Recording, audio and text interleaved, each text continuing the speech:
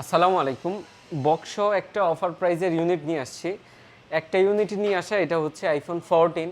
তো 14 আপনারা অনেকেই জানেন বা আমাদের পূর্ববর্তী ভিডিওতে দেখেছেন যে 14-এর আমাদের অ্যাভেলেবেল কোয়ান্টিটি আছে, যেগুলো গ্লোবাল ভেরিয়েন্ট প্রাইস শুরু হচ্ছে মাত্র 50,990 টাকা থেকে।